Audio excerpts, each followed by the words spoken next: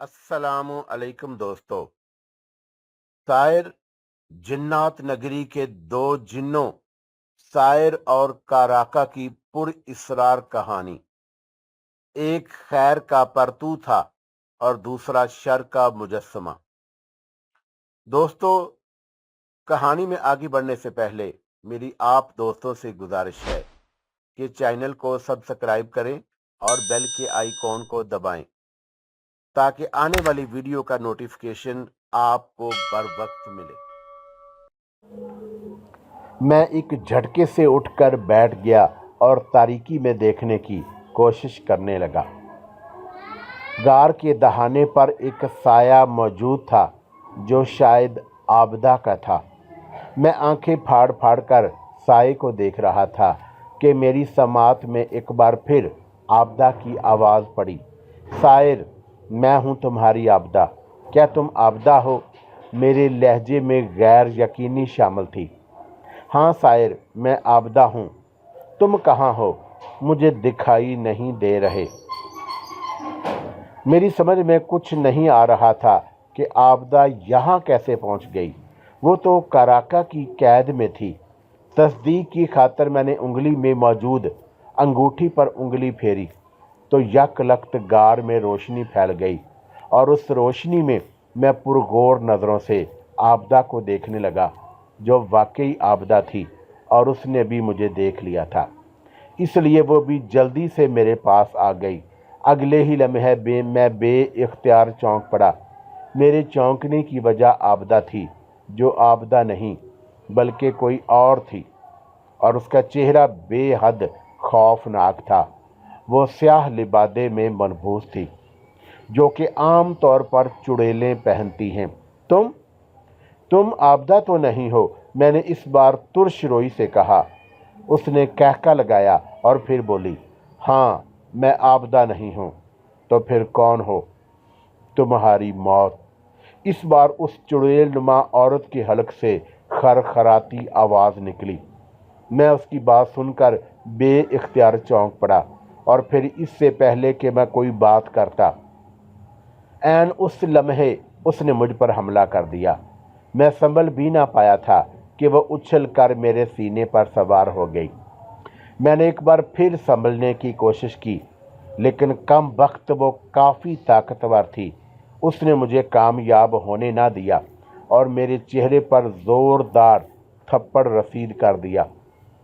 थप्पड़ की बदौलत मेरे आसाब चटक गए थे। साथ ही गुस्से की एक शदीद लहर मेरे वजूद में सरायत कर गई और मैंने उसकी तरफ देखा ही था कि उसने एक और थप्पड़ रसीद कर दिया। मेरा तो पारा आसमान को छूने लगा, लेकिन मैं उस वक़्त हैरान रह गया जब चुड़ैल नुमा औरत ने मेरे गले में मौजूद तावीज़ के धागे पर हाथ रखा था, और इससे पहले कि वो ज़ोरदार झटके से धागा तोड़ती, मैंने जल्दी से उसके मुंह पर घौंसा रसीद किया, जो कि उसकी बड़ी सी नाक पर जाकर लगा। मेरे घौंसे ने उसे चीखने और निढाल होने पर मजबूर कर दिया। साथ ही वो मेरे कंधे से उतरकर एक साइड पर अपने नाक पर हाथ रखकर बैठ गई। मैं समझ गया कि वो यकीनन काराका की शैतानी ताकत होगी, क्योंकि शैतान के पैरोकारों के पास एक ऐसी बहुत सी ताकतें होती हैं जो उनके लिए काम करती हैं। मैं तुम्हारा खून पी जाऊंगी, दफ़तन चुड़ैल नुमा औरत ने गुर्राते हुए कहा। मेरा खून जहरीला है खबीस चुड़ैल, पीकर मर जाओगी, मैंने उसे तैश दिलाने की खातर कहा। जवाबन वो खौन ख्वार तरह गुर्रा कर रह गई और इससे पहले कि वह दोबारा मुझ पर हमला करती, मैंने उसे मौका ही ना दिया। मैंने अंगूठी का रुख उसकी तरफ किया तो यकलख्त सुर्ख रंग की शुआएं निकल कर उस चुड़ैल नुमा औरत पर पड़ी। अगले ही लम्हे भग की आवाज़ के साथ उसका जिस्म आग की जिद में आ गया और उसकी हलक से निकलने वाली चीखों से गार गूंज उठा। मुझे अपने कानों के पर्दे गोया फटते हुए महसूस हुए, तो मैंने अपने कानों पर हाथ रख लिए। वो चुड़ैल नुमा औरत चंद लम्हे आग में जलती और चीखती रही اور پھر وہ یکدم ہی غائب ہو گئی۔ اس کے غائب ہوتے ہی آگ بھی بجھ گئی۔ میں جانتا تھا کہ آگ میں وہ چڑیل نما عورت جل کر راکھ نہیں ہوئی ہوگی۔ اس کے غائب ہونے کا مطلب تھا کہ وہ فرار ہو گئی۔ اس لیے میں نے جلدی سے غار سے باہر نکل کر ادھر ادھر نظریں دوڑائیں۔ باہر گپ اندھیرا پھیلا ہوا تھا، لیکن وہ مجھے دور دور تک دکھائی نہ دی۔ کچھ دیر کے بعد میں واپس غار میں آ گیا، اور اس کے بعد میں سویا نہیں، بلکہ میں نے باقی رات جاگتے ہوئے گزار دی۔ میں ہر لمحہ محتاط رہا تاکہ وہ چڑیل نما عورت دوبارہ مجھ پر حملہ نہ کرے۔ مجھے خدشہ تھا کہ کاراکا مجھے ہلاک کرنے کے لیے اپنی کسی اور شیطانی طاقت کو بھیج نہ دے۔ اس لیے میں محتاط تھا۔ یقیناً بدبخت کاراکا کو معلوم ہو گیا تھا کہ میں اس کی بدولت اس کی شیطانی طاقتیں مجھ پر اثر انداز نہیں ہو سکتی، اسی لیے اس نے اپنے شیطانی طاقت کو میرے تعویذ کا دھاگا توڑنے کے لیے بھیجا تھا۔ صبح کا اجالا جب غار میں پھیلا تو میں طویل سانس لیتے ہوئے غار سے باہر نکل آیا۔ مجھے بھوک بھی لگی ہوئی تھی، اس لیے میں نے سب سے پہلے جنگل میں جا کر پھلوں سے ناشتہ کیا۔ ناشتہ کرنے کے بعد میں اپنی منزل کی طرف روانہ ہو گیا۔ اس دوران میں انتہائی محتاط تھا۔ کاراکا اپنی کسی اور شیطانی طاقت کو مجھے ہلاک کرنے کے لیے بھیج سکتا تھا۔ چڑیل عورت کی ناکامی پر وہ یقیناً سیکھ پا ہوگا اور میرے گلے سے تعویذ اتروانے کے طریقے سوچ رہا ہوگا۔ شام کا اندھیرا پھیلتے ہی میں بمبئی پہنچ گیا۔ میں اس وقت ایک خوبصورت اور ہینڈسم نوجوان کے بھیس میں تھا۔ یہ بھیس میں نے انڈیا پہنچنے سے پہلے ہی بدل لیا تھا، کیونکہ کاراکا کی شیطانی طاقت چڑیل عورت نے میرا پہلا حلیہ دیکھ لیا تھا۔ اگر اب وہ مجھے موجودہ حلیے میں تلاش کرنے کی کوشش کرے گی تو وہ بہت جلد مجھ تک نہیں پہنچ سکتی۔ یہی وجہ تھا کہ مجھے اب اس کی طرف سے کوئی فکر نہیں تھی۔ مجھے اب رام داس ہوٹل پہنچنا تھا، لیکن میرے پاس نہ ہی پیسے تھے اور نہ ہی سواری۔ علاوہ ازیں میں راستوں سے بھی واقف نہیں تھا۔ نہیں پتا تھا کہ رام داس ہوٹل کہاں ہے۔ مجھے جن بابا کی نصیحت اچھی طرح یاد تھی کہ مجھے کاراکا کی سرکوبی کے لیے خود کو ظاہری حالت میں رکھنا ہے۔ اب اگر میں غیبی حالت میں چلا گیا تو کاراکا کو نہ صرف میرے بارے میں پتہ چل جائے گا، بلکہ وہ مجھے ہلاک کرنے کے لیے ہر ممکن طریقہ اختیار کرے گا۔ البتہ میری ظاہری حالت کی وجہ سے وہ مجھے آسانی سے تلاش نہیں کر سکتا اور نہ ہی وہ مجھ تک پہنچ سکتا ہے۔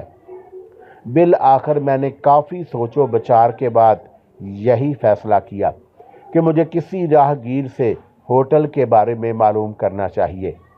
کسی نہ کسی کو تو اس ہوٹل کے بارے میں معلوم ہوگا۔ چنانچہ میں نے ایک راہگیر کو آواز دی اور اس نے رک کر استفہامیہ نظروں سے مجھے دیکھا۔ وہ ایک ادھیڑ عمر آدمی تھا۔